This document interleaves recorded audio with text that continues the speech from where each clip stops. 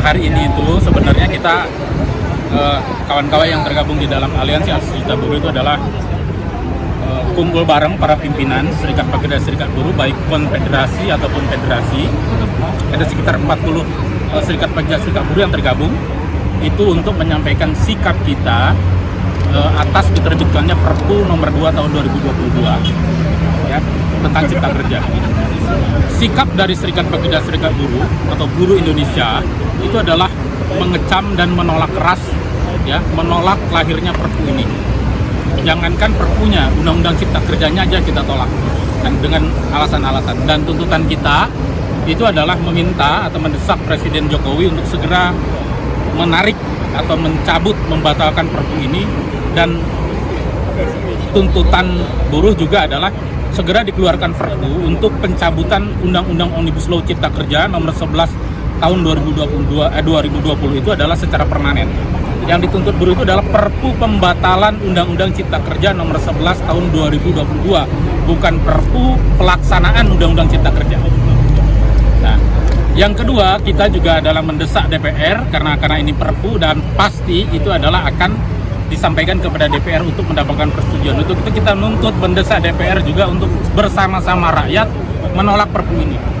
Karena tadi sudah jelas banyak kalangan pakar hukum, saya kira mantan hakim konstitusi, pakar hukum tata negara mengatakan ini adalah cacat, ini adalah pelanggaran terhadap konstitusi, dan harusnya DPR adalah bersama rakyat menolak ini, menolak Perpu dan menolak untuk dijadikan undang-undang. Untuk itu juga kita mendesak kaum buruh Indonesia dan rakyat Indonesia mendesak DPR untuk menggunakan hak angketnya untuk memeriksa Presiden Republik Indonesia atas pelanggarannya terhadap konstitusi negara Republik Indonesia yang sangat nyatanya terang di dalam menerbitkan Perpu ini. Saya kira itu yang menjadi tuntutan kita, dan kita tuh menyerukan, mengajak kepada seluruh elemen, terutama kepada anggota yang tergabung di dalam Serikat Pekerja Serikat Buruh, konfederasi yang tergabung di dalam ASB untuk bersiap-siap bersama-sama untuk melakukan tindakan perlawanan terhadap Perpu ini, ya kan, menyerukan kepada kalangan aktivis, kalangan pemuda, mahasiswa, ya kan, pelajar, akademisi yang memang berpihak kepada kepentingan rakyat untuk kita sama-sama bersatu yang melawan atau menolak Perpu ini. Karena hanya persatuan rakyatlah yang bisa menghentikan ini. Saya kira di situ aksi ataupun acara hari ini diselenggarakan oleh kita semua di sini. Ada aksi selanjutnya, Mas? Insya Allah akan ada, karena ini sifatnya bukan aksi kita sebutnya, ini adalah pembacaan pernyataan sikap dengan menggunakan simbol gedung DPR. Karena sebagai tempat para wakil rakyat yang seharusnya berpihak bersama-sama rakyat yang menolak Perpu dan menolak Undang-Undang Cipta Kerja. Insya Allah pastinya akan jauh lebih besar yang akan diselenggarakan. Karena ini hanya sifat pimpinan di tingkat nasional, belum melibatkan para pimpinan daerah, belum melibatkan anggota-anggota kita di berbagai macam sektor industri. Masih terus bisa menjumpai Anda dalam Rocky Gerung Official bersama saya Harsono Arif dan Bung Rocky. Bung Rocky, kelihatannya isu soal Perpu ini, Perpu Omnibus Law atau Cipta Kerja ini terus bergulir, dan desakan agar Presiden di impeachment ini semakin kuat. Itu suaranya datang juga dari mantan Ketua Mahkamah Konstitusi Jimli Asidiki, kemudian juga hari ini sekitar pukul 11-an ya, itu aktivis buruh yang saya kira akan disupport oleh sejumlah aktivis-aktivis lainnya, civil society, itu akan menyampaikan pernyataan sikap, membacakan pernyataan sikap di depan pagar gedung DPR RI. Ya, ini satu hal yang dari awal kita prediksi bahwa kekuasaan akan makin arogan, gitu. Nggak mungkin kekuasaan itu mengurangi ambisinya karena dia sendiri legitimasinya kurang. Gitu. Jadi sebetulnya kalau legitimasinya kuat, dia merasa santai aja. Jadi karena dia di ujung pemerintahan Pak atau rejim Jokowi ini berbagai macam pelemahan berlangsung, lalu ingin diperkuat dengan menjadi otoriter, kan itu kan. Jadi sikap-sikap semacam ini yang menunjukkan bahwa ya Presiden Jokowi sebetulnya udah sangat lemah. Orang yang lemah itu dia akan pakai kekuasaan terakhir dia untuk seolah-olah kuat. Jadi itu dasar sosiologisnya. Kalau kita lihat dasar yuridisnya, tentu nggak ada lagi cara untuk membenarkan yang disebut sebagai Perpu itu.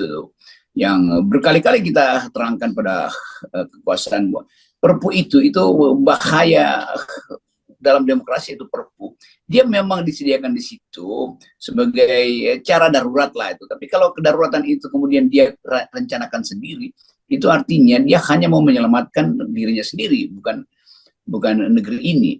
Negeri ini menuntut supaya Perpu itu justru dibatalkan. Demo besar-besaran, ada korban waktu soal Omnibus Law, itu kan menunjukkan bahwa rakyat tidak bersepakat dengan isi Perpu yang menguras sumber daya tetapi melemahkan buruh, yang isinya sebetulnya adalah menumpukkan kekayaan pada 3-4 orang, tetapi rakyat di bawah tidak dapat kesejahteraan. Jadi secara sosiologis, apalagi secara filosofis, Perpu itu bertentangan dengan maksud awal dari keadilan sosial yang adalah dasar dari segala dasar hukum tuh.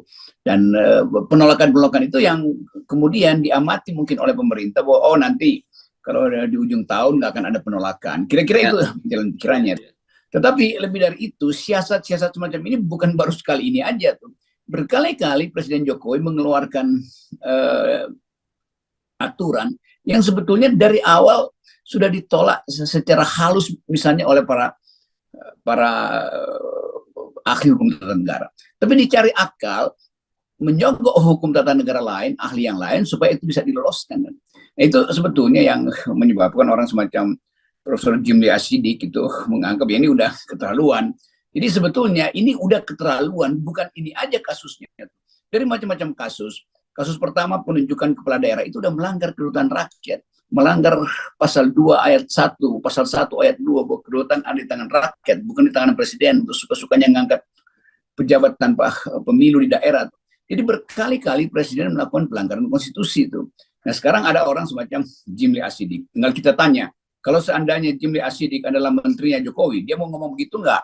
Sama seperti Pak Mahfud katakan, kalau dia di luar kekuasaan, dia akan pro gerakan buruh, dia akan pro gerakan penolakan Perpu itu tuh. Sekarang Pak Jimli ada di luar tuh, maka harusnya konsisten bahwa Mahfud juga sebetulnya kan sama, datang dari institusi yang sama di Mahkamah Konstitusi. Mestinya Mahfud keluar, datang bersama-sama Jumhur Hidayat dan beberapa tokoh LSM yang masyarakat sipil yang berupaya mengingatkan pemerintah tuh di depan DPR nanti jam 11 mereka akan ada di situ. Datang aja Pak Mahfud supaya beritahu bahwa dia masih punya elemen keadilan, dia masih punya elemen akademis itu. Itu intinya tuh. Jadi sekali lagi persoalan-persoalan, tumpukan persoalan ini akhirnya disodorkan oleh sejarah untuk diputuskan secara moral, bukan secara politik, bukan secara etis. Tentu Mahfud MD secara moral tahu bahwa ini salah. Kenapa dia masih berpihak di situ tuh? Pak Jimli tentu secara moral tahu ini salah, maka dia lakukan gugatan. Kan itu yang kita inginkan. Jadi boleh kita bikin perdebatan tentang status Perpu di dalam sistem hukum kita. Tetapi intinya Perpu itu dinyatakan oleh Mahkamah Konstitusi sebagai cacat di dalam proses pembuatan. Tidak ada partisipasi yang bermakna, tuh meaningful participation nggak ada. Dan itu intinya di situ, tidak ada partisipasi bermakna. Artinya itu barang busuk dan tidak diproses melalui prosedur formal yang etis, yang sound, yang bersih itu. Jadi kekotoran itu kenapa diperpukan? Jadi Presiden Jokowi melanggengkan kekotoran proses hukum. Itu intinya tuh. Nah ini yang nggak boleh dibantah oleh Pak Mahfud karena dia ada di dalam. Justru karena dia lihat itu kotor, maka dia yang ada di dalam keluar dong. Masa tinggal di ruangan kotor? Kan itu argumen etis saya buat sahabat saya, Profesor Dr. Mahfud MD. Ya, dan sebagai hakim, pernah jadi hakim Mahkamah Konstitusi, kan beliau tahu ada mekanisme yang disebut dissenting opinion. Kalau saya kira kan ini juga bisa dilakukan dissenting opinion, karena kalau tidak, kan kemudian orang bertanya-tanya, ini kan banyak sekali ahli hukum di lingkungan Pak Jokowi, ahli hukum tata negara, pidana, dan sebagainya, yang bisa memberikan opini bahwa apa yang dilakukan oleh Pak Mahfud itu sangat berbahaya. Satu, itu jelas melecehkan lembaga tinggi negara lainnya, Mahkamah Konstitusi. Yang kedua, itu juga sangat berbahaya buat Pak Jokowi sendiri, karena bisa ke arah pemakzulan tadi. Iya, itu kan Pak Mahfud melecehkan lembaga yang dia pernah pimpin sendiri kan begitu jalan pikirannya kan. Tapi kalau memang Pak Mahfud punya niat untuk menjatuhkan Pak Jokowi, yang kita sambut itu. Jadi diumpankan aja supaya Presiden terus-menerus bikin kesalahan, sehingga nanti akhirnya DPR juga merasa ya udah keterlaluan lah. Kalau nggak, ya rakyat aja yang akan bicara. Tapi rakyat sepertinya udah nggak punya gairah tuh, karena melihat ya, politik kita udah membusuk gitu. Tetapi satu soal yang sering kali kita lupa, bahwa nyala lilin itu padam tiba-tiba justru tinggal sumbunya tuh. Jadi istana itu sebetulnya berupaya untuk menegakkan benang basah, berupaya untuk memperpanjang sumbu lilin, berupaya untuk menghalangi badai, itu nggak bisa gitu. Jadi hal-hal semacam ini kalau dibilang di-impeach, ya memang dari awal udah bisa di-impeach tuh. Dari janji-janji yang nggak dipenuhi presiden itu udah potensi di-impeach, karena dia berbohong artinya kan. Kalau melanggar konstitusi ada pasalnya, tetapi melanggar etika itu nggak ada pasalnya. Itu yang namanya moral call para pemimpin. Kalau dia berjanji, ada 70 janji yang dijanjikan presiden waktu kampanye, nggak satu pun yang dia penuhi itu. Yang dia penuhi justru hal yang dia nggak janjikan. Kenapa Presiden Jokowi ngotot bikin IKN? Dia nggak pernah janjikan kok itu. Tetapi dia tahu bahwa itu akan jadi legacy dia. Jadi sekali lagi kita nggak ada soal, kita dorong aja pembusukan. Kalau bisa seluruh DPR setujui supaya yang dicoblos parpol aja, supaya rakyat tahu bahwa ini busuk semua nih. Supaya DPR menyetujui perpu itu, supaya rakyat tahu bahwa ini keropos semua nih. Jadi memang ada satu kebulatan tekad sebetulnya dari rakyat untuk mendorong supaya proses pembusukan dipercepat. Sekarang kan bolanya bergulir di DPR ya, Bung Rocky. Kan harusnya yang punya kewenangan untuk melakukan impeachment itu adalah MPR, tetapi DPR yang harus mengambil inisiatif. Saya kira kalau kita lihat kan situ ada dua partai oposisi setidaknya, PKS dan Demokrat. Mari kita lihat apakah mereka berani mengambil inisiatif soal itu. Dan kalau kita lihat misalnya begini, walaupun sekarang ini parlemen dikuasai sepenuhnya oleh partai pendukung pemerintah, tapi kita juga melihat fakta bahwa itu juga bisa jebol kok. Contohnya dalam pencalonan presiden, kan gitu. Ternyata ada partai pendukung pemerintah seperti Nasdem yang juga berani mengambil inisiatif melakukan itu. Jadi menurut saya sebenarnya benar seperti kata Pak Jimli, tinggal DPR ini bagaimana mengambil inisiatif. Karena kalau DPD, menurut Pak Jimli yang juga anggota DPD, itu bisa dikonsolidasikan soal itu. Ini ada momentum, yaitu koalisi partai yang mendukung Anies yang belum dideklarasikan tuh. Nasdem, Demokrat, sama PKS. Lakukan aja semacam kaukus, satu persekutuan khusus tentang isu impeachment ini. Jadi alihkan aja energi dari koalisi Demokrat, PKS, Nasdem ini untuk minta impeachment. Ini juga peristiwa sejarah yang bagus. Nggak usah takut. Ini kan proses demokrasi yang biasa tuh. Jadi 3 partai ini sembari menunggu deklarasi, minta aja di call ke DPR, kami kumpulkan suara untuk minta impeach itu. Nggak cukup, akan ada tekanan publik untuk menambah supaya DPR juga bangun bahwa dia itu watchdog dari presiden, dia bukan anjing yang disuruh presiden, dia anjing yang disuruh rakyat menggonggongi presiden. Itu yang namanya watchdog. Saya terjemahkan secara bahasa Indonesia, walaupun akhirnya mesti kita sebut DPR itu bukan anjing yang mengamankan presiden, justru anjing yang mengawasi presiden. Jadi begitu kira-kira. Nanti orang kok pakai kata anjing, memang begitu terjemahnya, watchdog artinya begitu. Tetapi secara etis memang tugas DPR adalah menggonggongi presiden. Jadi gonggong sekeras-kerasnya, gonggongan paling keras adalah impeach. Kan begitu kan? Jadi sekali lagi kita mau kembalikan fungsi-fungsi elementer dari demokrasi, yaitu ada yang mengawasi, ada yang boleh arogan tapi diawasi. Jangan yang jadi pengawas itu akhirnya berubah jadi anjing yang membela tuannya, itu nggak bisa tuh. Tuan dari DPR itu ada rakyat, bukan presiden. Dia mesti paham itu. Bahwa DPR itu bertuan pada rakyat. Dia adalah anjingnya rakyat untuk menggonggongi si presiden. Begitu sistem demokrasi itu. Kira-kira begitu. Ini terjemahan akademis ya, ada referensinya. Ya, watchdog itu kan anjing penjaga ya, terjemahannya ya. Iya. Dan tugasnya menggonggong kalau namanya anjing penjaga. Kalau perlu mengejar, bukan hanya menggonggong. Kalau dia yang digonggongi nggak kabur, harus dikejar kan gitu. Iya, kekejar, ya langsung gigit aja kalau kekejar kan. Iya. Oke, kita lihat memang betul-betul ini luar biasa. Saya juga bertanya-tanya, apakah Pak Jokowi tidak tahu implikasinya sangat serius gitu? Apakah memang kemudian ini semacam hipotesis saja? Apakah memang ada elemen di internal di pemerintahan yang seperti Anda selalu sebutkan mendorong Pak Jokowi untuk melakukan itu sehingga kemudian tinggal Pak Jokowi terjerumus dan bisa di-impeachment gitu, Bung Rocky.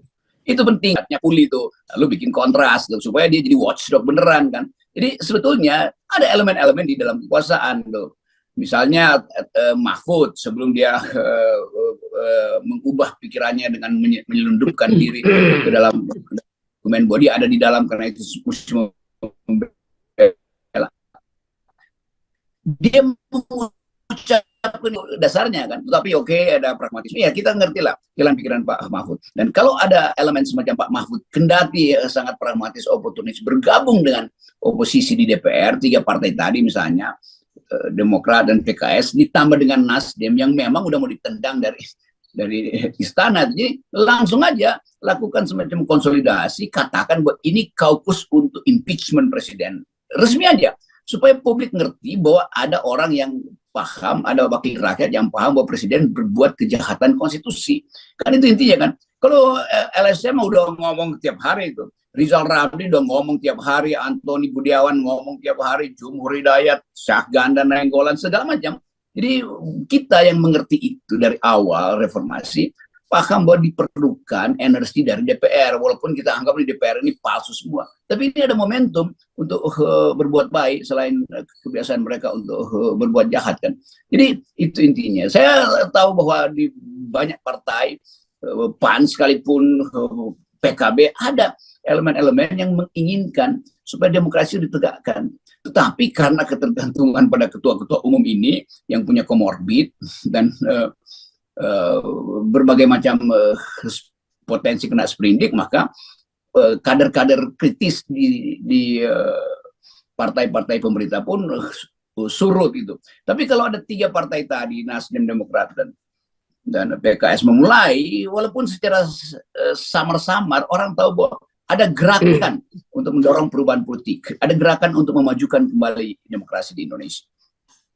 Dan saya kira sejarah kita juga mengajarkan semacam itu kan. Kalau kita kembali lagi, mungkin referensi terdekat kita adalah dengan rezim Orde Baru. Bagaimana Pak Harto begitu sangat kuatnya, gitu, dan bahkan sampai pada akhir-akhir masa jabatannya juga masih ada kebulatan tekad yang kemudian mendorong Pak Harto memperpanjang masa jabatannya sampai 7 periode. Tapi hanya dalam waktu sekejap kemudian juga situasinya berubah di DPR. Dan saya kira ini sejarah itu sangat mungkin berulang lagi di Indonesia. Itu kelenturan dari politik.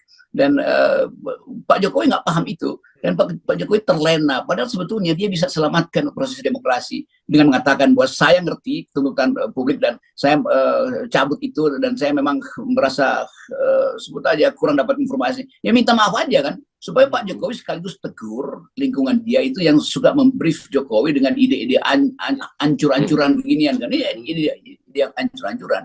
Nah, kemaksiatan politik ini yang mesti kita hentikan, itu kebiadaban atau apa istilah Bivitri yang dikutip di pers, keculasan politik ini, itu sebetulnya itu kan kita ingin bersih dalam politik, bukan ya udahlah kotoran selama 7 tahun oke lah, tetapi dalam 1,5 semester ini Pak Jokowi pulihkan harkat bangsa ini. Kalau nggak dia akan tenggelam juga bersama dengan kekonyolan dia sendiri kan. Jadi orang akan ingat ada presiden yang nggak ngerti konstitusi, ada pembantu-pembantu presiden, menteri-menteri presiden yang membenarkan kedunguan presiden, kan itu akan dicatat pasti itu, dan itu yang akan membekaskan keburukan politik di mata internasional.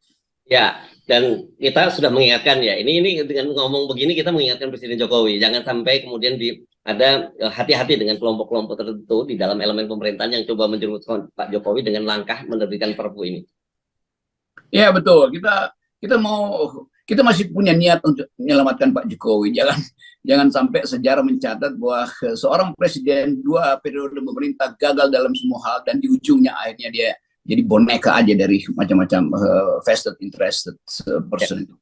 Ya, dan kita tidak ingin selalu sejarah kekuasaan di Indonesia itu berakhir dengan tragis gitu, karena sudah terlalu banyak contoh-contohnya yang terjadi, dan saya kira Pak Jokowi jangan sampai mengulang track yang sama gitu. Ikuti saja tracknya Pak SBY sebelumnya yang husnul khotimah gitu, turun dari masa jabatan 2 periode dan sampai sekarang tetap eksis dengan Partai Demokrat. Ya ini seperti minta nasihat pada Cassandra itu, dalam mitologi Yunani yang namanya Cassandra syndrome. Cassandra itu dewi yang tahu bahwa keburukan akan terjadi, tapi ketika dia